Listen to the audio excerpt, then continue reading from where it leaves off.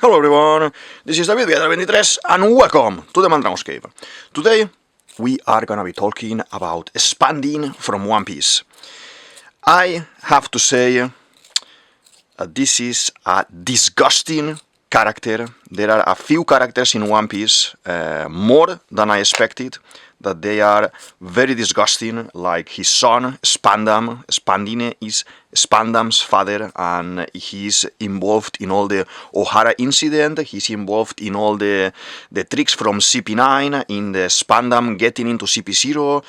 He's very tight with the government, not anymore, because circumstances that happened in one of the cover stories, but he is very involved with, it's gotta be Terribitos, it's gotta be top tiers in the Marines, like Fleet Admiral, it's gotta be even, well, I don't think it's gonna be Gorosei directly, or maybe as well, because his category inside the CP, okay?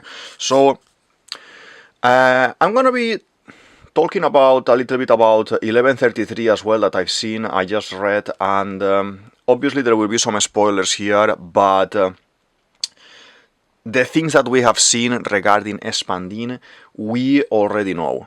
We already know that because his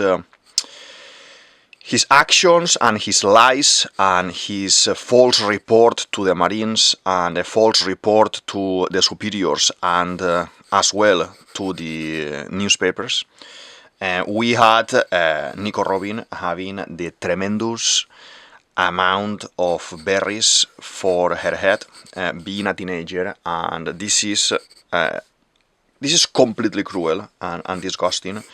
I think there are similarities with real life and One Piece. Oda obviously takes examples from real problems like, slavery and corruption and, many real problems that we have in the world. And obviously he makes like a caricaturized version of this in One Piece, and we see all of this because the story of One Piece is very deep. But with Spandine and the concept of corruption, I think he touches one of those limits that it is very uncomfortable topic, how the world government in One Piece, the people in power in One Piece, and all the corruption that we have seen through Saturn, for example, during Egghead Saga, and all the corruption that we have seen as well within the world government with the Tenryubitos and this concept of slavery, it makes like a big contrast from normal people, like normal humans, let's say, in One Piece, and the top tiers in One Piece. In 1133. Okay, we see a kind of report. Okay, so Spandine at some point of the episode is like only in one panel talking with the press, and he's saying all of this is regarding another flashback of Nico Robin being a kid, and after Ohara. He is kind of reporting all these lies that the devil child Nico Robin has basically destroyed ships. The ship that was destroyed originally by Akainu, because Akainu said no one was meant to escape from Ohara because they could spread information from Ohara and from the poneglyphs, and they couldn't risk to have one of the one second here. They couldn't risk to have one of the guys from Clover Team, one of the. One second here. I just want to do. Yeah, something like this, like a face like this. One of the scholars, they couldn't risk to have one of the scholars escaping in the ship or in one of the boats, and basically he gave the order to destroy the ship. Okay, this is something that shaped the future of the story regarding Nico Robin, regarding Saul, and especially regarding Aokiji. At that point, Aokiji wasn't admiral, vice admiral. It wasn't admiral yet. Akainu wasn't admiral yet. And what happened there was, I think, after Aokichi being raised basically like a son by Garp and training with Garp all the time, obviously we have this kind of mystery still involving him, and we will see what's gonna happen. I have a video about Aokichi that I'm gonna put in here, and how do I think that his whole purpose and his whole concept of a story is basically helping Nico Robin and you know, aiding her to fulfill the will of Ohara. I think Spandine, by, you know, positioning his son, he was the one who basically, when he got older, he got a son. He looks like he likes his son, he loves his son, and that's why he's kind of positioning him in high rank places in the world government, so he can actually command. But is an incompetent. Spandam is an incompetent and stupid person and very nasty person like the father. Spandam more because I compare him a little bit of initial Helmeppo, and how Helmeppo, because the father was who he was, Helmeppo was full of himself. Spandam is a little bit like this, okay? So we see, let's do the mouth. We see Spandine originally in Ohara 22 years ago. He goes there to investigate the poneglyphs, to basically kill all the archaeologists from there, to eliminate Ohara and everything. All of this was already prepared. They went with the ships and everything. They went with the Buster Call. They went to attack. So he was a good position at that moment to be able to have the Golden Denden Mushi. The Golden Denden Mushi is the one that when you press the button, the Buster Call will go there and they will destroy the city. Okay. This is, I think at that point that was given by Sengoku. So Sengoku as well is a kind of a dual character within the story. He kind of, I think we need to know a little bit more from him and how he, being a friend of Garp, because he was friends with Garp, how he could have follow some orders that were so dodgy, I would say, or so complicated regarding the outcome of the story there. Like we have all the story with Ace, and he knew everything regarding Ace and regarding Garp and the story that happened with them, and even knowing all of these things, he decided to follow. He was kind of nakama with Garp, with Suru as well. He was very nicely positioned as well when he was young and everything, with these other two guys. And this brotherhood that he have, I think, you know, Oda wants to kind of, it's one of those topics that I think Oda wants to kind of show us how the duality and of the story can happen, and how we have some characters that they may be good guys like Garp, but they have to do bad things. I think this is as well something that he's kind of representing now with Aokichi, as I said with example. And I find it interesting because it's touching reality, but it is cruel. It is cruel, and that's why it makes us kind of hate some of the characters. There are characters like, you know, Spandine, Spandam, Apu, and the loyalty. I wanted to do a video about Apu as well, because the betrayal is extreme there, and the concept of Nakama and friendship that Luffy portrays in the story, Apu is completely the contrary thing. So I think there may be things like this as well within the Marines, and yeah, it shocked me a lot in this episode in 1133 to see Nico Robin running again. First of all, when I started, you know, seeing the panels, I said, okay, a little bit of a flashback again from Nico Robin, because most probably we're gonna follow a little bit with Saul and everything. Okay, that's good. But to be honest, Oda this time took it to the limit, and if you pay attention to one of the panels, Robin is escaping, Robin is hiding, Robin is you know, everyone is chasing her, like we knew already. But there is one point as well that she is like in a cliff or something, looking down, and representing that that's a teenager Robin that we are talking here, probably not older than maybe 12, 14, top, something like that. And it's a Nico Robin completely destroyed by the actions of this man, because the fault is basically this man's fault. And it gives me the impression with the design of the panel that she was even gonna jump there and end everything. We see that this is a burden that she wants to die, and during the whole youth she wants to die, and until the very moment of the CP9 story in the Water 7 saga and the Enies Lobby saga, when she's shouting in the tower, "Ikite, I want to leave," and then Luffy and everyone goes there to rescue her.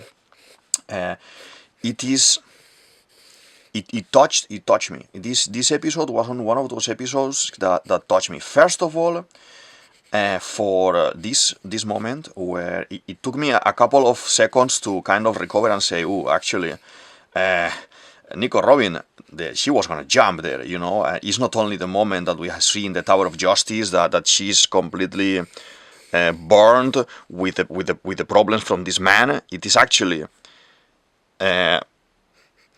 probably she had many occasions, many times during the full storyline that she was gonna jump to the cliff or jump in front of something, and it is very shocking. I know One Piece is a shonen, and in the shonens you don't normally have death. You don't have relationships, like there is no sex and things like this. Everything is a little bit more toned down. But I understand that at the point that we are in the story now, Oda needs to portray the cruelty and needs to portray how extreme feelings and how extreme someone can feel living something like that. You know what I mean? And it is completely disgusting, the actions of this man. We know that the reward poster of 89 million berries at the time was because the Ohara incident. We know Nico Robin herself wasn't a dangerous person, and just because she got information from the archaeologists. This is the radicalization from the world government, the radicalization from the, let's say, the team of special operations, this CP9, because at that point he was the leader. Spandine was the leader of the CP9. There are some other characters with him, like we know the current CP9 or the last CP9 with Roboruchi and everything.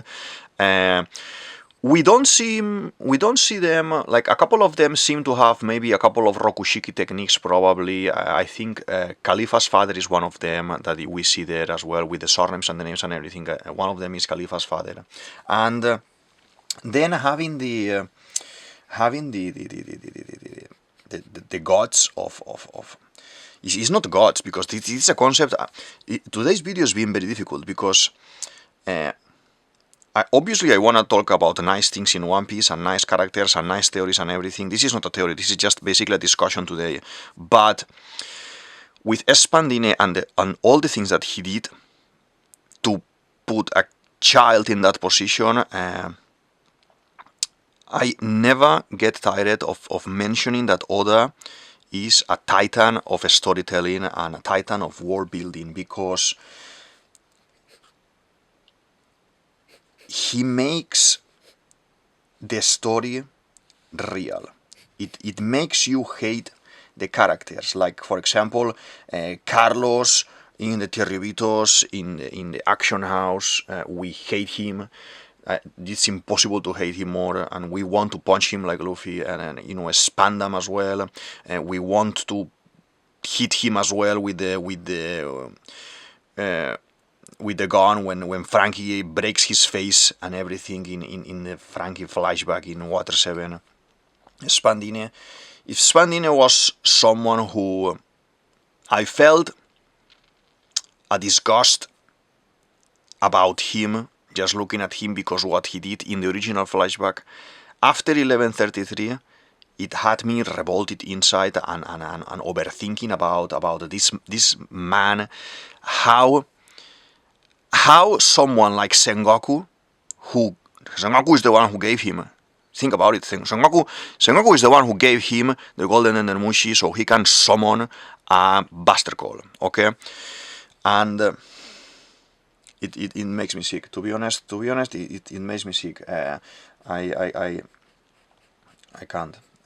I wanted to draw him, and actually I'm drawing him caricature and more ugly than he actually is, because he deserves that. So Spandine, she has a moment, let's say, okay, when he's young. I'm drawing him when he's young, when the Ohara incident happens and everything. He basically goes to Ohara, everything happens, the story of Ohara happens and everything, all good, and he reports Nico Robin, all okay as well. His story goes like that. He's shot on the arm, I believe, by Olbia when they are having the conversation, and he doesn't look to be strong like the other guys. He is basically like the son. He's a weak person who has been there because probably his father, on top of that, put him there, like he did with his son. And let's see if we're inside the frame. Yeah, we are. And it is something that is sick and means, to be honest. With Spandine's story, after the whole Ohara incident and everything, we go forward in time. He's able to put his son in the story, in the CP. Okay, as a leader as well afterwards and everything. And there is in one of the cover stories afterwards, when he's already old, in the present timeline, after the defeat of the CP9 by Luffy and company, he goes to visit the son to the hospital and everything. He seems like he cares now. He's old with white hair, with long beard and everything, and there is kind of, after that, what we see with the cover story is that he managed to put the son as a leader of the CP0, and something happens with some kind of dealings that he does in the background, that his party is crushed as well by the original CP9, the guys of the CP9, that they were doing their own business. And so this plot is kind of discovered by them, that they are not working for the government at the time, and I think because of this they may have been reinstated as CP agents, and on top of that they remove Spandine from the control of that organization, and they put Orochi in charge. So this is something that it hasn't been explained much in the normal story, but we see this in one of the cover stories. Okay, I would love to see some of the cover stories a little bit more, let's say, animated, or a little bit more, have a little bit more of time, let's say, even with Oda himself, that we can come back to the story and see what we are gonna do with them. Okay, I think we kind of have the design more or less. I fancy doing the line work already. I want to talk a little bit about the episode, the 11. Let's do the eyes, very bad guy eyes here, like this. 1133 is an episode. It's a very nice episode. I love it. I missed One Piece because lately we are having a little bit of breaks. I guess Oda is, going up and down with the live action as well. He wants to supervise. He needs to supervise things, so everything is as we expect, as we want, and everyone is happy with the story. There's a lot of people all the time lately panicking about Oda being ill and everything. He's been this year ill a couple of times, but I think we need to keep in mind that he's doing this work, but at the same time he's supervising live action and other things, other projects involving One Piece. He has merged to supervise, I guess, as well. He has movies to prepare as well, and one-shots and collaborations with other artists as well all the time. And we need to keep in mind these things that I've been reading and watching One Piece many years, okay? And the constant work, non-stop work, it burns you a lot. So we need to respect. I like to be like that, to think like that. I want to respect Oda's breaks. I want to watch One Piece, yes, but I want to respect when there is a break, there is a break, and I don't like to complain much or anything. Soon we're gonna finish One Piece. In a couple of years tops, I think we will be already finished with One Piece, and we need to prepare ourselves. After so many years watching this, we need to prepare ourselves. It's gonna be a shock, like when a friend is leaving or is going to live to another place and things like this, that you don't see them anymore. This is the same. It's gonna be a very big shock.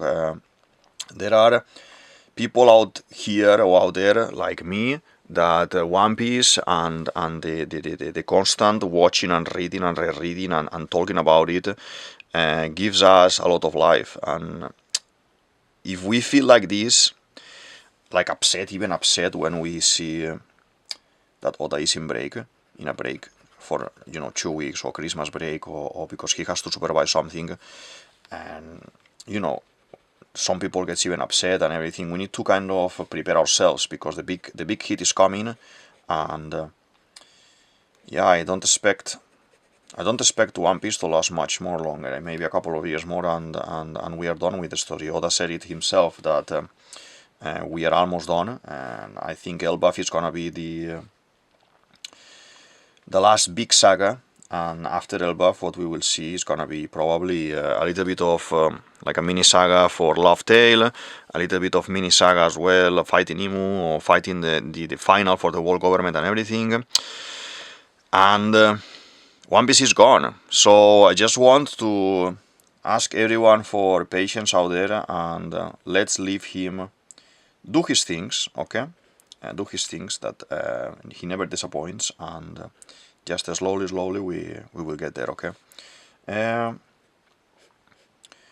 I loved the last episode. I seen Hold'em at the very beginning.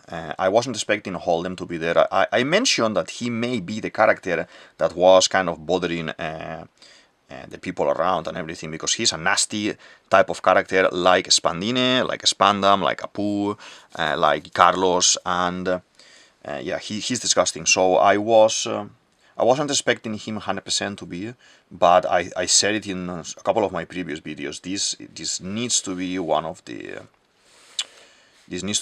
the Kaido guys that he didn't escape in time or something like this. Okay, so let's do. The drawing is looking kind of very nice at the moment. We are doing the cape, this kind of how you call it, like cloak cape. The hair is gonna be here at the back as well. Important thing from the episode is, in my opinion, the meat, the Nico Robin and Saul meet. The whole thing about this scare that we had inside us, that is Saul gonna die before he's gonna meet Nico Robin? Are we gonna cry again because Oda is gonna show him a little bit or mention him a little bit, but then straight away he will kill it, and Robin is gonna be devastated? It didn't happen like that, and I appreciate it from Oda, as I read Ohara in real time. I read Saul in real time when War released and everything, and I cried a lot there. It's one of those flashbacks with Chopper as well. Pre-time skip is like my weakness, and I cried a lot there. So the thing is, I have been watching One Piece lately, the same last 20 years ago, and Oda couldn't make me emotional about something again like he managed to do with this pre-time skip scenes, okay? And like cry, that the tears are on your cheeks and everything, like very, very, like, oh my god, And with 1133, I have to confess that I was, for me, in my opinion, in my honest opinion, as a fan, as one who loves One Piece, I was emotional, like one of those moments when I saw them reuniting and Robin asking him, Saul, praise me because I lived, as you said, and like my mother wanted, and I love it. I thought this drawing, this video today will be shorter, because when I have characters like this that maybe I just want to complain a little bit about them, or I want to say a couple of things about them, I draw them quite quick, I would say. But let's change to this one to do the other lines. But for this guy, how I'm going into the realm of the pre-time skip and the realm of the past, it makes me emotional, and maybe it makes me talk more than I was intending to, you know. He has this kind of a striped like Borsalino Kizaru in the flashback. I love it. It looks very nice in a drawing. It looks very nice for a character design. It looks very nice, like from the 20s, from, you know, Mafia and everything. I think Oda took a lot of, you know, Capone, Veggie and everything, like inspiration from Mafia and things like this to make these guys, and with the striped suits, or with the striped cloaks as well, like this, because it's something that you can see. If you like this type of movies as well, like Scarface is a nice movie to see as a reference for the concept of, you know, a mafia and things, and most probably Oda took some references as well from some of the characters to make these bad guys, these kind of old-timers bad guys. That is a recommendation if you wanna watch it. I don't know, one of the streaming services, or if you find it in your local store that you can buy it or something, is one of those recommendations that is nice. It's a nice movie. This, obviously, I made him very thin. It's gonna be the hand. It's gonna be here on the side. It's quite similar to the drawing I done from Garb some months ago, like this. Hands in the pockets.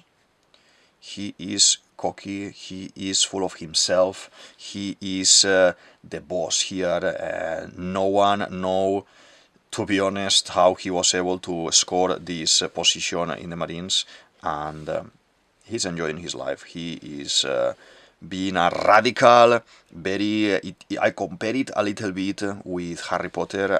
This will be a pure blood guy from the Wizards, and he will be basically mistreating, like Nico Robin, people, like wants to know the truth or knows too much of the reasons why they were there.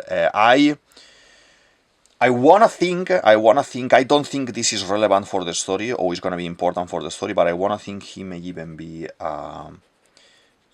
Terriobito or High Noble or something like that, related to someone important, because I don't understand how someone like him can be in that position and they would let it happen. You know, someone like Saturn and the rest of the Gorosei.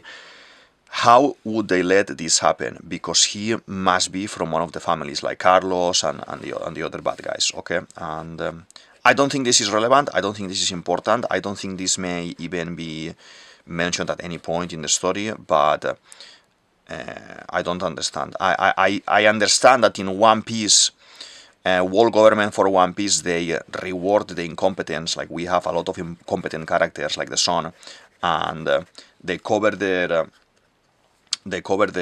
mistakes, blaming other people, like Nico Robin, making them being chased for life and things like this, and it is hateful. But I'm under the impression, after reading it many times, that he may be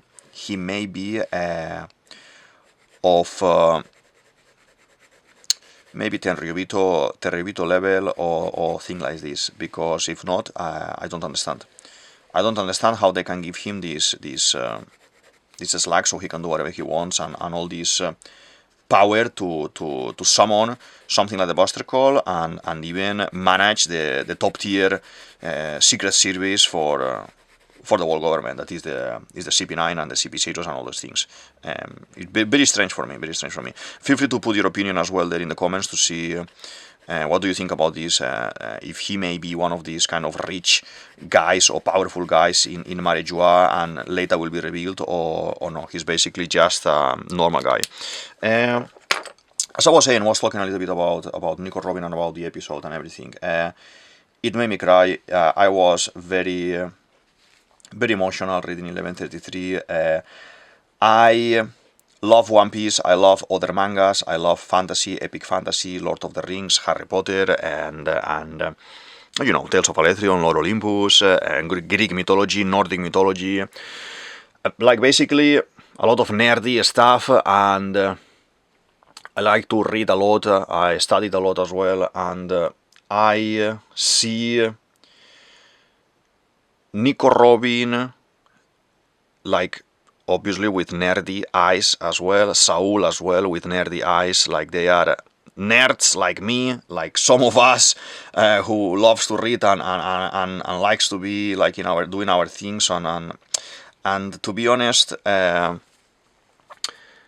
I loved how Oda represented the meetup. Exactly the same scenes, with the same clothes, with the same haircut and everything. I was expecting, after seeing the haircut, oh, okay, she's getting ready to see Saul. But now, oh, Saul has fallen. Everyone is scared. And then she goes walking to the beach. The same scene walking to the beach. Saul in the same position. And he shouts, "Rah!" and everything, trying to scare her. And the parallelism with the stories and everything. Like... you see this sometimes in the stories. So this character has no social skills probably, or after 20 years being locked in Elbaf studying the books from the Ohara people, from the Tree of Knowledge, he lost, I think, the ability, because you need to think that he was a vice admiral. He was like Momonga, like Strawberry at that time, and he went with the Buster Call anyway, so I think at that point it was represented so nice. So Oda needs to be a big introvert as well and a big nerd. There are videos online about, you know, his study, his house, and you can see there's like a massive Terminator, there's a lot of merch, there's a lot of comics, he likes Star Wars a lot. I think Back to the Future as well. So there's like plenty of merch and very nice things. Like every nerd people like myself, we would love to see a house like that, or have a house like that, full of figurines and full of nice things. But that way of Saul meeting Robin, and the way of Robin acting with him, like not knowing what to do, not knowing how to see a friend that you thought it was lost, and basically do the same. I'm gonna do the same, because I know that works, and I know she will remember me if I changed, but he actually looks the same, and she actually looks the same as well, because she even changed the hair, and I love it. I'm telling you, there is this moment that you see the rest of the guys waiting for Nico Robin, and you know, Luffy, Jinbei, and Zoro, that they are the more man, let's say, the macho, and in this moment I would say, the ones who don't cry, or the ones who are, you know, this and that. Oda wants to make them like this, that they are not gonna cry, but then we have the rest of the guys, you know, Nami, Chopper, Usopp, Sanji, you know, crying, Frankie, excited and everything, like, oh my god, it's so sad. I would be, if I would have been at that moment there, I would have been as well, crying like a Magdalene. We said this, which is in Europe, crying like a Magdalene, and I love it. I don't get tired of One Piece, and I'm gonna be very very emotionally affected and everything when we finish the story, because it made me, or it's still making me live so many nice things that it's gonna be a sad moment when Oda finishes. Obviously, I always reread the story, so I'm always reading or watching One Piece at different parts, or I'm buying the latest comics, the latest mangas, and then I reread that bit or that saga again to kind of keep fresh all the world that I wanna know and I wanna discover from One Piece. And to be honest, even if I do that, when I finish, when the story is finished, that you know, Oda says we finish here, we finish now, I will definitely do another good read from the very beginning, having the whole story, not having to wait week by week to see what's gonna happen, and that is gonna be glorious, that it's gonna be brutal, and I can't wait for that moment either. I'm a little bit, my heart is a little bit split, because I wanna know the end of the story. I wanna know about the One Piece. I wanna see Luffy becoming the king of the pirates and achieving his dreams, because the story of One Piece is, you know, go on, fight for your dreams, and live the adventure. And Luffy needs to become the king of the pirates. Even if I say in some of my previous videos that I think probably someone else will become king of the pirates before, or it will become king of the world. I talk about Blackbeard, I talk about Buggy as well. I'm gonna put a video about Buggy here, about becoming the king of the world, okay? And I see those things happening. And yeah, but because the story how it is for One Piece, about following your dreams, Oda can't make One Piece without Luffy achieving this goal. It will be, I think it will be pointless to make it like that. I wouldn't like to see the end of One Piece. I'm just trying to find my blue, my dark blue. I have this one here, but I think I have another one a little bit darker. I can't see at the moment. Maybe this one is darker. No, this one is kind of similar color. We're gonna do the same like with this, okay? Yeah.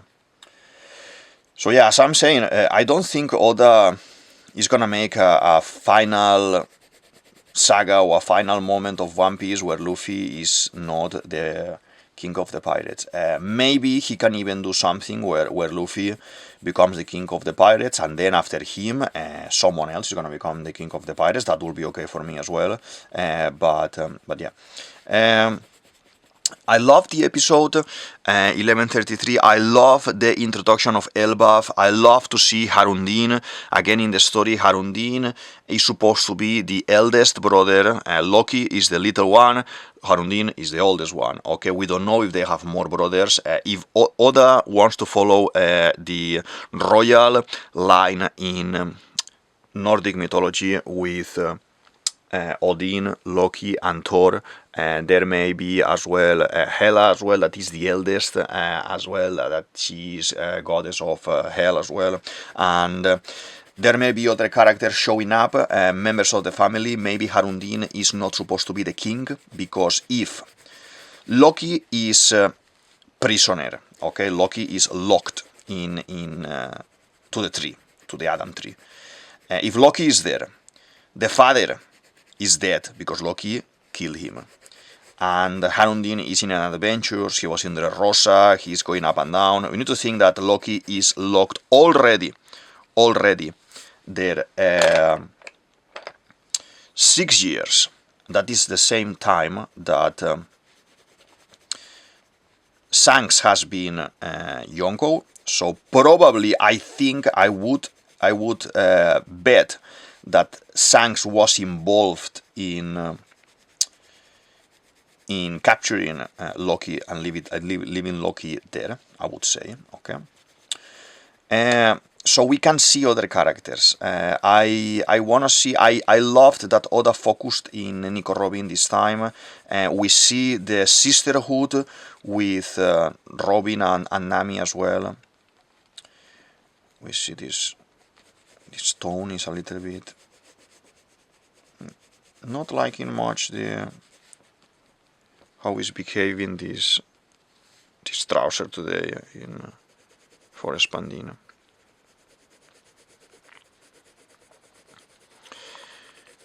One second there.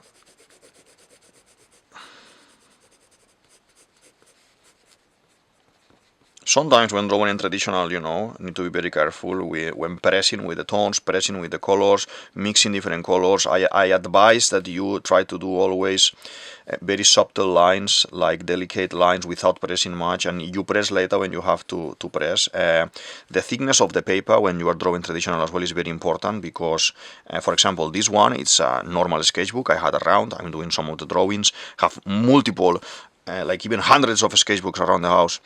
And I just picked up this one to do some One Piece drawings, so Inktober videos as well, and drawings, and my random things. And sometimes, if you press too much, how this paper is not thick enough to draw with a lot of pressure, the paper may start peeling a little bit. So if you are you know, an artist, you are a designer, you are drawing, you just like to draw, this is just a tip. Be careful, don't press too much when you are drawing in traditional if the paper is not, if you can see the paper is not thick, you know, it's not much thick.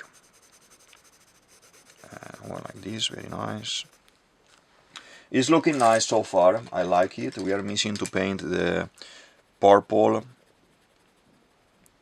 handkerchief that he has there, and I want to do a little bit, you know, pinky or red, a little bit the tongue here, so we have him like this.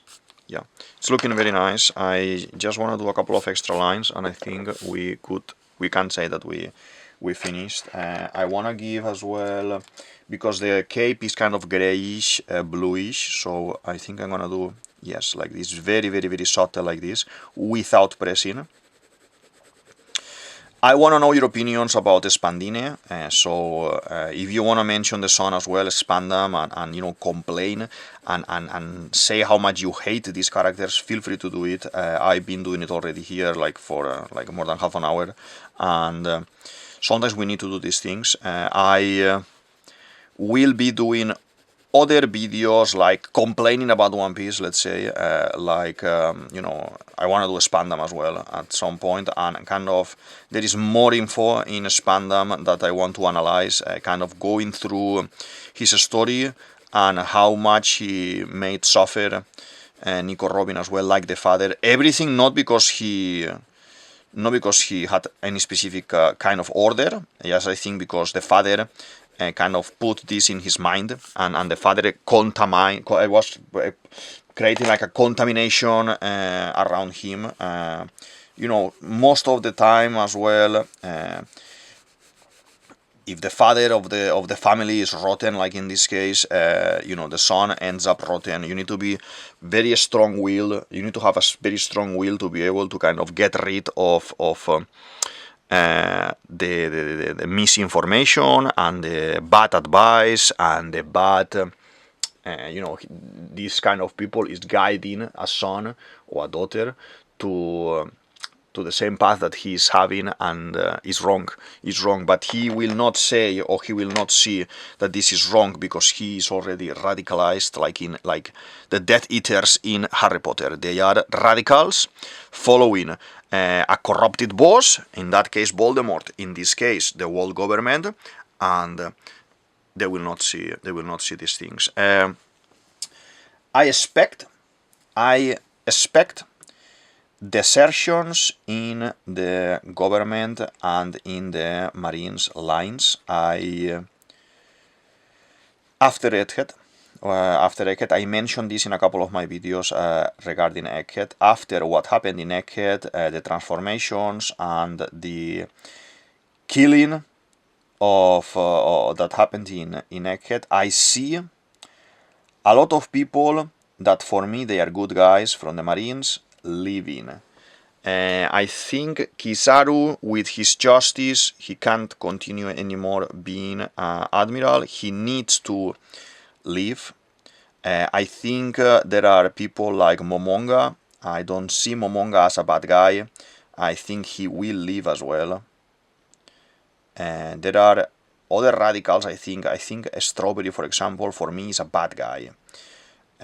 Some of the guys that were in Ohara may be bad guys, but Momonga is one of those characters that I love. because the style, because the design, because when he shows up, he's always epic. He didn't do many things, but he's always epic, in my opinion, and I love it. And there are people like this that I want to see turning good or kind of complaining. I have a video, a very nice video, quite old at this time already, because it's about a smoker that I'm gonna put here. And basically, with the smoker video, I was very partidary of him arriving probably with Fujitora or on his own at the end of Egghead to kind of open the eyes of the good guys, of the Marines, of the good admirals, the good vice admirals, and you know, so he could kind of lead a revolution within the Marines. Apart from, you know, on the side you have Sword already, that it's already a inside revolution, but I think Smoker is a man of justice, and he will...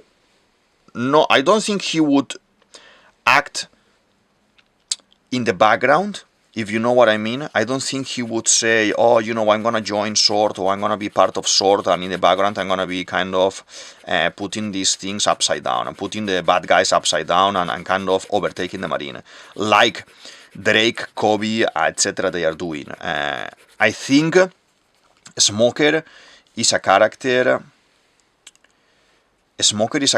that he's very open about the things he does. Last time we saw him, he was carrying a square-shaped thing. It looked to me that it was covered in a white substance, that it could be Mr. 3's power. I don't know. I don't think he will meddle with the Cross Guild and with Boggy and the rest, but it could be. We don't know anything about him. I can't wait, but in that video basically I explained that he's the key for the awakening of the Marines, for people like Momonga, etc. If they had still a little bit of doubt with all the things that happened in Egghead, now with this will be the way of them kind of swapping sides and kind of creating the good Marines. I think the effort of multiple people from different sides, like Dragon, that was a former Marine, plus other people like, you know, Sword, and extra people like Smoker, they can clean the Marines and have a new concept of Marines. I want to do at some point a video as well about Kobe, talking about this and where Kobe will reach, I think, to the very top of the Marines and becoming probably Fifth Admiral. And this is kind of very tied to this. There are these key characters that they are very important for the story, because you need to have a contraposition with these radical guys like Spandine, Spandam, Saturn, the Gorusei, Imu, and then bad Marines like we have seen Akainu, for example, that is for the crazy, for the brute force. We seen Ruchi as well. We need this group of people like Sword. We need these individuals like Smoker, like Tashigi, like Garp. We even need people changing sides. Like, I have this strong theory as well of Law, Trafalgar D. Walter Law, that I'm gonna put here as well, being a member of Sword from the very beginning, acting like Corazon acted as a double agent, and kind of tricking Luffy to be in partnership with him for a couple of sagas, but at the end of the day, he befriended him, and he will need to reveal this. I think that will be a nice and beautiful way to reintroduce Law in the story without having a major role, just to place him next to Nico Robin when Nico Robin is discovering the reality of the D, the truth of the T, the truth of the world and everything. So that's his goal, and I think we love Trafalgar Law so much that we need to see this happening. At the same time, if we have this these bad marines and we have these good marines, they need to do a clean. Spandine is not a major character, it's only a character that if you want to take him out, you have just like Spandam, just slap him on the face with Nico Robin, just throw him in somewhere like Nico Robin did with Spandam, and we feel satisfied. Like Carlos, just make Luffy, punch him on the face, he's a weakling, he's not gonna handle it, and we have it sorted. But the duality of some of the One Piece characters, like the duality of Kizaru, for example, the duality that we are seeing now in Aokiji, for example, it is tightly connected to the speech of Doflamingo when Doflamingo was captured, and we see him the first time being in the prison in Impel Down and everything, that he is kind of laughing and shouting that everything is going to be revealed, that there are kids that they don't know peace and kids that they don't know war, and this is why the world is like this. So this guy, it must be high rank, lord, things like this, he never seen something bad happening to his people, and now from Egghead that we are starting to see, you know, the demise of Saturn, news are going to be spreading, Morgans is going to be explaining things, and we're going to see a lot of bad guys being brought down and being destroyed, like Saturn. A lot of lies as well are going to be around to cover this, but this needs to explode, and these people need to be put on the side, you know, on the side of the story. They need to pay the price, they need to go into prison, or someone needs to eliminate them, or and it doesn't matter if it is Drake. I don't think Garp is going to do anything, but it doesn't matter if it is Drake, Smoker, Momonga, Kobe, someone like Blackbeard, someone like a pirate, even Luffy, I don't know, but we have in 1133 a refresh of, hey, look, you remember Spandine that we didn't like? We hated Spandine 20 years ago when Ohara happened. Here you have him a little bit more. And on top of this, I shown you Robin only escaping, only running, but how the story now is very deep, and there are very important things going on with Robin, and I have radicalized more the concept of bad guy with the world government Gorusei and with the CPs and Rob Rucci, how I have radicalized that more. Look, you know, this behavior from this guy and the people around Robin made her even when she was a kid wanting to jump from that cliff and everything in that scene, that I think is something horrible, and at some point, if this guy has been shown, I would like to see how somehow karma and life makes him lose, not only lose his position, but lose in life and be in a tricky position, or end up in a place that he's gonna be very tricky. Like if this guy ends up like in Gyojin Island or something like this, or in a slave place, or in Tequila Wolf, some places that they have been abused by the powers of the world government in One Piece, it will be some kind of fitting ending for a character so kind of hateful like Spandine. I said it at the beginning when I started the video. Disgusting character.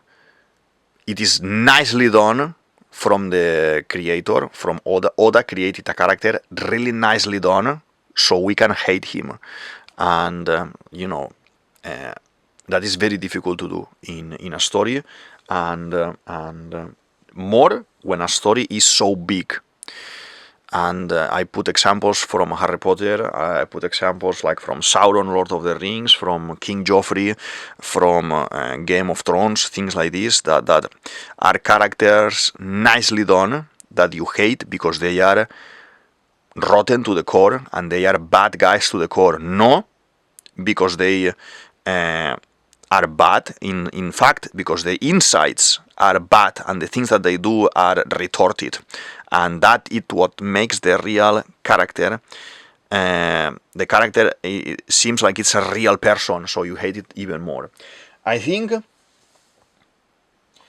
I've done a nice complaint about Spandine as a human character. He's a good character, but he's a bad guy and someone that I hate. I think I've done quite my point, and the drawing is finished. Let's sign with 0.2 because this is the video for today. This is DavidViadel23, DavidViadel23, you can say it as you want, and this is the Mandragos Cave. I hope you enjoyed the talk, I hope you enjoyed the drawing.